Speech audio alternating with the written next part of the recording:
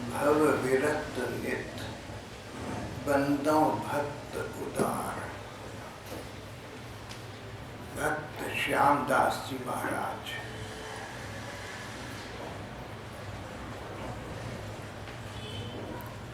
श्यामदास जी पिछले 100 बरस पहले इस देश में थे। नाम था श्यामदास, सचमुच रामदास थे। तत्व दृष्टि से एक ही बात है, पर उन्होंने भगवान राम को अपना इष्ट देव माना और उनकी आराधना की। बिहार की गया के पास एक गांव में श्यामदास का जन्म हुआ था। सीताराम जी के अनन्य सच्चे भक्त थे। उनका कहना था कि भगवान के सिवा किसी अन्य का आश्रय स्वप्न में भी नहीं लेना चाहिए, और अपने जीवन में उन्होंने ऐसा कर दिखाया।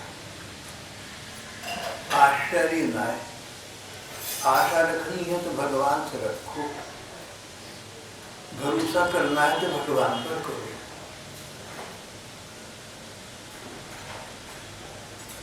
किसी अन्य का भरोसा करना भक्ति भाव के उचित नहीं है।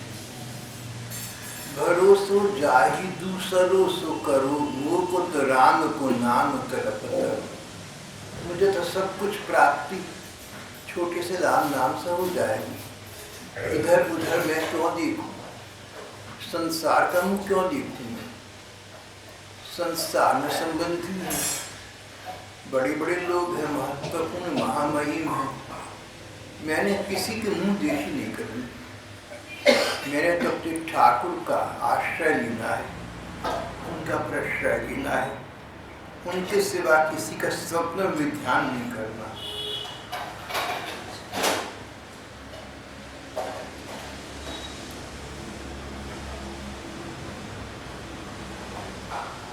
भगवान के प्रति इनका शरणागति का भाव था।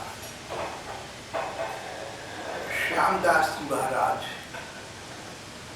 सीताराम जी के परिपूर्ण भक्त थे। पूर्ण निष्ठा थी सीताराम जी में। मेरे लिए जो उचित है राम जी करेंगे, जो मुझे चाहिए राम जी दिलवाएंगे। और आस विश्वास भरोसो हरो जीव जड़ता है। ये जो सबका भरोसा हम रखते हैं, कोई आवश्यकता है, कोई काम है, हम संसार का मुंह देखते हैं, दोस्तों का, रिश्तेदारों का मुंह देखते हैं, बड़े आदमियों का सोचते हैं। किसी न किसी से कहीं ना कहीं हमारा कदाचित काम निकल जाएगा। श्यामदास कहते थे कि तुम्हारी परिचय में, तुम्हारे संपर्क में कितने भी महामहिम महापुरुष हों, अपने इष्ट मित्रगण हों, संबंधी हों, सब अच्छे होंगे, पर उन पर आशा भरोसा मत रखना।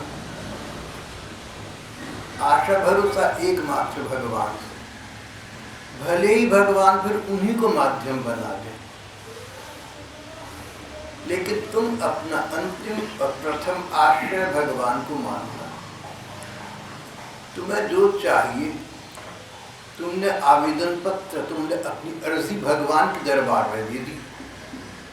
भगवान चाहे तुम्हारा काम किसी महापुरुष से कराए, किसी बड़े आदमी से कराए, किसी इष्ट मित्र से कराए, किसी संबंधी से कराए, पर हमारा संबंध भगवान से है।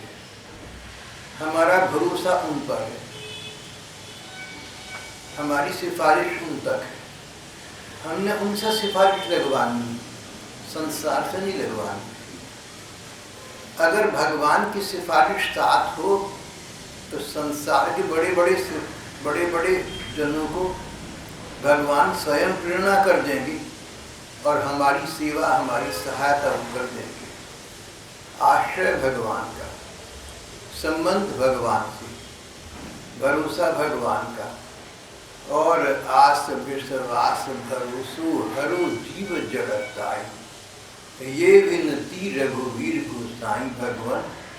ऐसी बुद्धि प्रदान करो मुझे, ऐसा मस्तिष्क निर्माण कर दो मेरा, मैं अपना भरोसा तुम पर रखूं, आशा तुमसे लगाऊं, संसार से न लगाऊं। ऐसा मेरा मन बना दो, जहाँ जो चाहिए मुझे तुमसे चाहूं, तुमसे मांगूं।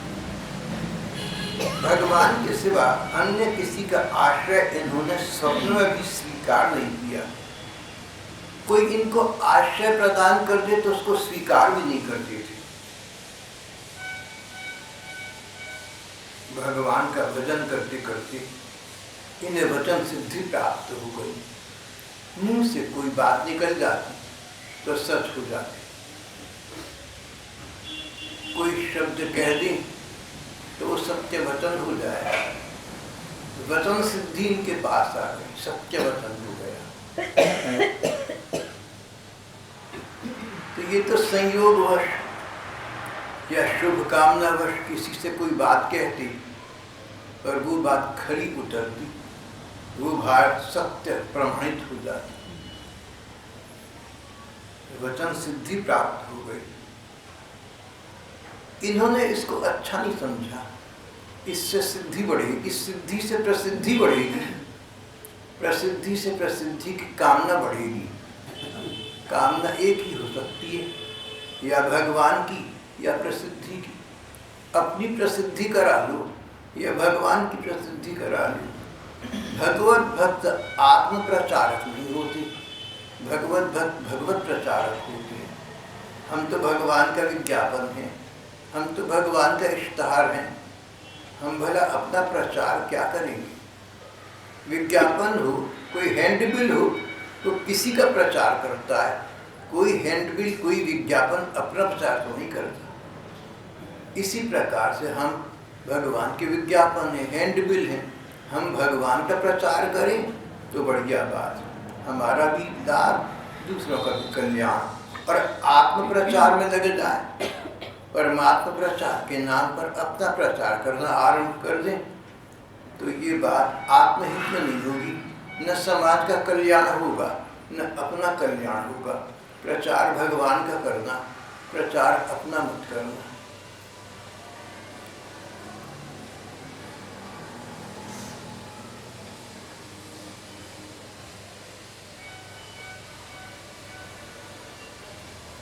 इन्हें एक योगी महात्मा मिले, उन महात्मा में साधना के द्वारा योग की अनेक शक्तियां आ गई थी। श्यामदास ने उन योगी महात्मा से कहा कि आप मुझे दीक्षा दीजिए, मैं आपका शिष्य बनना चाहता हूँ। उन्होंने आंखें मीच कर कुछ ध्यान किया, फिर नेत्र उन्मीलित किए, आंखें खोली, बोले भैया गलत बात, पिछले जन्म में और तुम दोनों गुरु भाई थे, इसलिए मैं तुम्हें दीक्षा नहीं दे सकता। पिछले जन्म में हम दोनों एक ही गुरु के शिष्य थे, हम दोनों गुरु भाई थे। अब मैं तुम्हारा गुरु भाई, तुम्हें शिक्षा दूं, तुम्हें शिष्यत्व प्रदान करूं, तुम्हारा गुरु बनूं, इस बात पे गरिमा नहीं है। सिद्धांत की बात तो ये है कि जो मेरे गुरु जी हैं उनसे तुम शिक्षा लो। पिछले जन्म में हम दोनों गुरु भाई थे, इस जन्म में गुरु भाई हो जाएं। साधना की दृष्टि से जो सेवा सहायता मैं कर सकता हूँ सो तो करूँगा, पर दीक्षा तो मेरे गुरु जी महाराज से लूँ। तब श्यामदास ने इनके गुरु से दीक्षा ली। 6 वर्ष तक निरंतर गुरु जी की सेवा में रही, उनके पास रही। फिर उनकी आज्ञा से उनका आशीर्वाद प्राप्त करके घर पर आई। घर पर आने के बाद श्यामदास का जीवन बदल चुका था। ये प्रसंग आप लोग हम लोग बार बार पढ़ते सुनते हैं कि ऐसी घटना घटी कि जीवन बदल गया। जहाँ पर भगवान प्रति सच्चा प्रेम भाव है, सचमुच भगवान का कोई चमत्कार है, वहाँ पर जीवन में कायाकल्प हो जाता है। और कोई चमत्कार घटा, कोई बात हुई, जल्दी ही हम उसे भूल गए तो फिर बात बनती नहीं। यहाँ श्यामदास जी महाराज ने गुरुदेव की सेवा की थी। 6 वर्ष तक उनको सेवा से प्रसन्न किया था। अब उनकी आज्ञा से उन्होंने कहा, इसलिए उनका आशीर्वाद लेकर घर पर आए तो जीवन बदल गया, जीवन भगवानमय हो गया, जीवन भजनमय हो गया। 8 प्रहर सारा दिन और रात भगवान की पूजा करते, नाम का जप करते और संकीर्तन में, सत्संग में अपना समय व्यतीत करते। सत्संग, जो सत हैं उनका संग, सत्संग। ब्रह्मलीन पूज्य गोविंदका जी कहते थे कि सत्संग कई प्रकार का है। पहला सत्संग साधकों का संग है, जो हम जैसे लोग हैं, भगवान के मार्ग पर चलना चाहते हैं, उनके साथ बैठकर कीर्तन करें, पूजा पाठ करें, उत्सव मनाएं, ये सत्संग है। दूसरा सत्संग साधु महात्माओं का संग है, जो हमसे आगे बढ़ चुके हैं, हम उनके संग रहें, उनकी सेवा में रहें, तो उनकी अब तक की साधना का लाभ हमें भी प्राप्त होगा। अगर पहले दोनों सत्संग संभव न हो तो तीसरा सत्संग स्वाध्याय है, भगवान के प्रति धर्म ग्रंथों का अध्ययन करना। अगर श्री कृष्ण इष्ट देव हैं तो जिन ग्रंथों में, जिन पुस्तकों में श्री कृष्ण की लीला,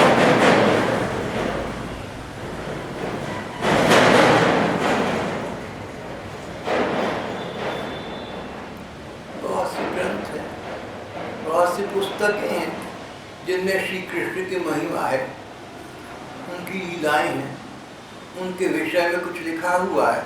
हम श्री कृष्ण साहित्य का अध्ययन करें, स्व अध्ययन, अपने आप पढ़ना लिखना, घर में बैठे बैठे श्री कृष्ण से संबंधित साहित्य का अवलोकन करना, उसका अध्ययन करना, ये स्वाध्याय कहलाता है। स्वाध्याय भी सत्संग का एक प्रकार है। चौथा सत्संग का अर्थ हुआ, पूज्य गोविंदका जी ने कहा, सत्संग का चौथा अर्थ है जो सत हैं परमात्मा, उनका संग। पहले 3 सत्संग और संसार के सभी साधन इस चौथे सत्संग के लिए हैं, भगवत प्राप्ति के लिए। सत्संग, सत जो सत्य वस्तु है, सत जो सच है, सच उसे कहते हैं जो त्रिकाल सत्य हो। जैसे सच पहले था, वैसा सच आज है और वैसा सच कल को भी होगा। त्रिकाल सत्य को सत्य कहा है। जो बदलता हो वो इसकी परिधि में नहीं आता। एकमात्र भगवान ही ऐसे हैं जो जैसे पहले थे वैसे आज हैं, वैसे ही बाद में भी रहेंगे।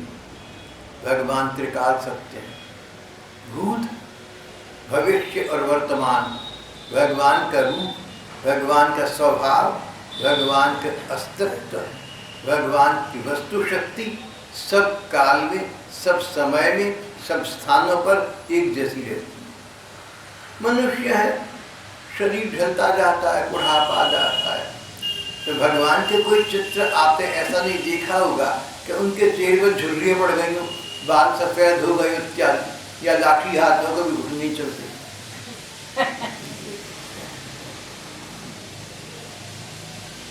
भगवान पर किसी बात का कोई प्रभाव नहीं पड़ता, भगवान ही सत्य है। इसलिए उनका संग प्राप्त होना, उनके सेवा का अवसर प्राप्त होना, उनका नित्य साहचर्य करना, ये सच्चा सत्संग है। इस चौथे सत्संग के लिए, भगवत संग की प्राप्ति के लिए श्रेष्ठ सब सत्संग है।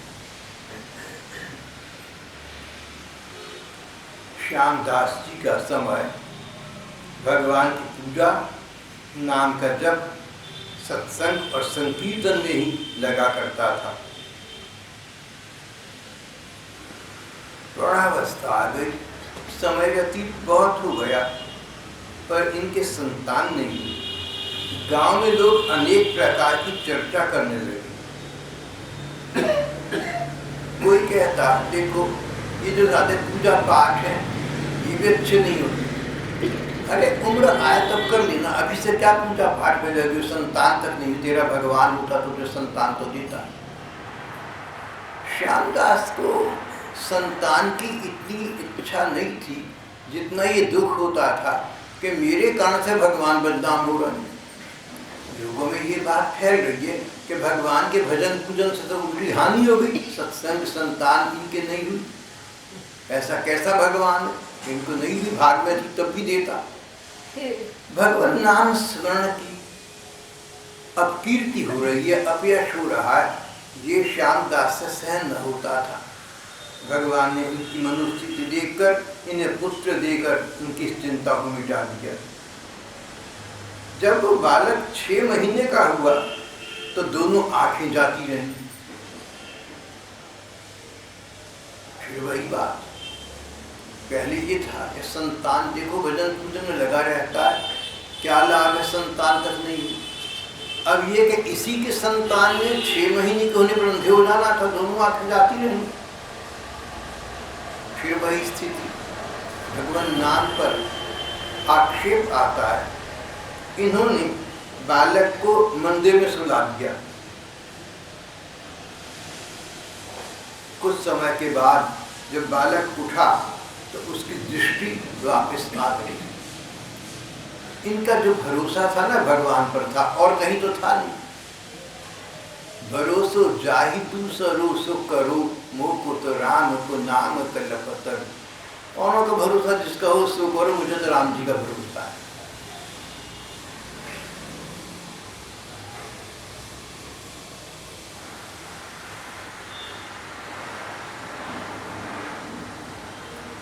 भगवान पर भरोसा रखा, सच्चे अर्थों में रखा, पूरा रखा, तो भगवान ने उस भरोसे की लाज को रखा, भगवान ने उसकी गरिमा को निभाया।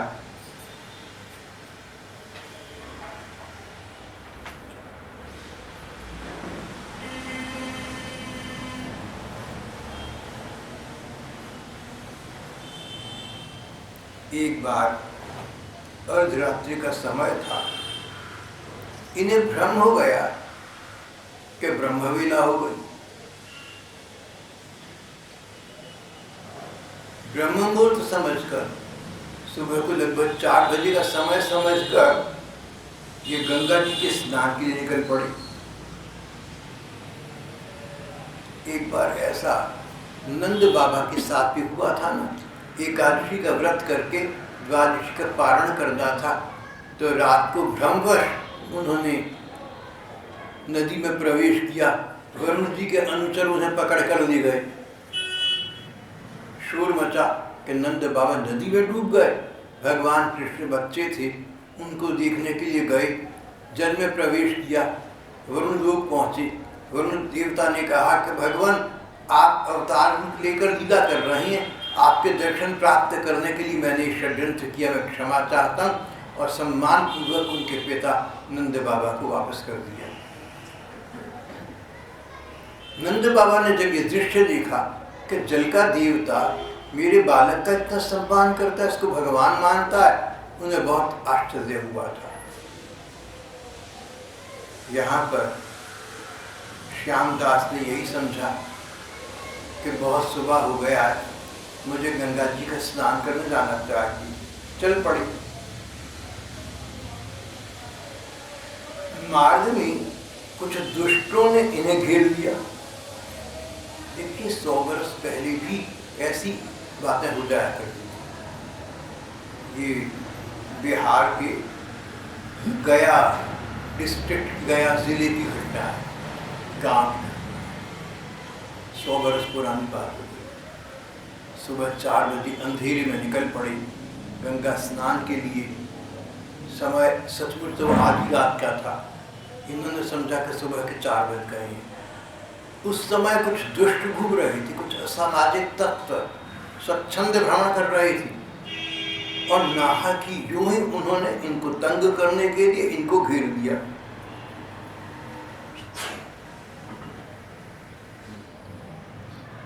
एक वीर पुरुष घोड़े पर सवार अचानक यहाँ आया।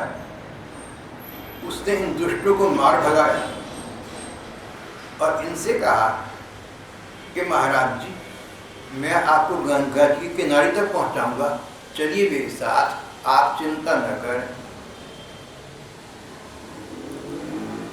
उस वीर पुरुष ने इन्हें गंगा जी के किनारे तक पहुंचाया। वहां जाकर जब इनके सामने वो इनको देखकर मुस्कुराया और अंतर्धान हो गया, तब इन्हें पता लगा कि स्वयं भगवान मेरी रक्षा करने के लिए इस रूप में आए थे, लेकिन अब तो बहुत देर हो चुकी थी, भगवान तो अंतर्धान हो चुके थे। जहाँ भगवान भक्तों की प्रत्यक्ष रक्षा भी करते हैं, वहाँ उनसे अपने आप को छिपाए भी रखते हैं।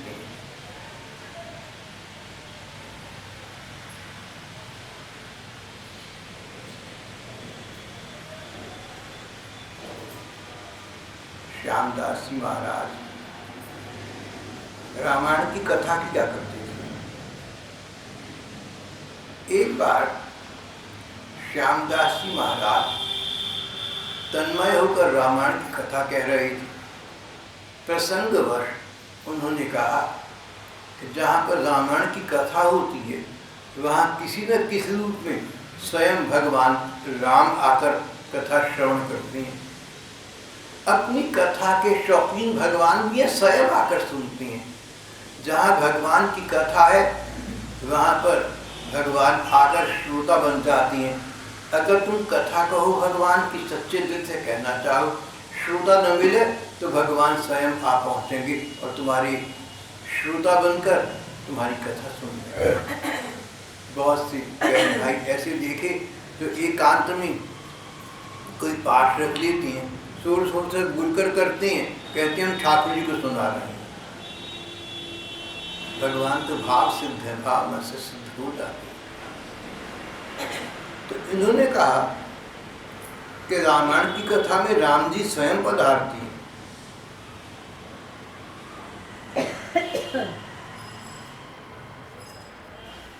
एक अविश्वासी नास्तिक प्रकार का श्रोता बैठा हुआ था। उसने परिहास के स्वर में कहा, खिल्ली उड़ाकर कहा कि यदि कथा में राम जी स्वयं आती हैं तो यहाँ भी तो राम जी की कथा हो रही है, यहाँ कहाँ है? उसी समय पूरी सभा ने देखा कि एक छोटी सी अवस्था की कोई तरुण संत कथा में उपस्थित हुए हैं। सबके सामने छोटी उम्र के एक संत, थोड़ा उज्जवल तेजोमय चेहरा, आकर कथा में बैठी और उस कथा सुनती रही। जब कथा समाप्त हुई, सब लोग चकित थे। सोचा कथा समाप्त है, पूछेंगे भैया कहाँ से आए हो, कौन हो, छोटी उम्र में तुम इतनी तेजस्वी हो इत्यादि। पर कथा समाप्त होते ही वे अपने स्थान पर से अंतर्धान हो गए, उठकर चले नहीं गए, देखते देखते दिखने बंद हो गए। अविश्वासी नास्तिक श्रोता श्यामदास जी के चरणों में गिर पड़ा। बोला आपकी बात ठीक है, भगवान आते हैं सुनने के लिए। ये भगवान आपके रघुवीर जी थे जो यहाँ पर कथा श्रवण करने आए थे, और मुझे अविश्वास हो गया। उन्होंने मुझे प्रमाण तो दे दिया, पर अंतर्धान हो गए। अपनी छवि छिटकाकर भगवान अप्रकट हो गए। पैरों में पड़कर इनसे क्षमा याचना करने लगा। श्यामदास जी के जीवन में इस प्रकार की अनेक घटनाएं घटी। परिणाम ये हुआ कि इनकी कृपा से हजारों लोग भगवान के भजन में लग गए। सन 1901 में इन्होंने राम जी का नाम लेते हुए शरीर त्याग करके राम जी के धाम को प्राप्त किया। आज का हमारा प्रसंग यहाँ समाप्त हो जाता है।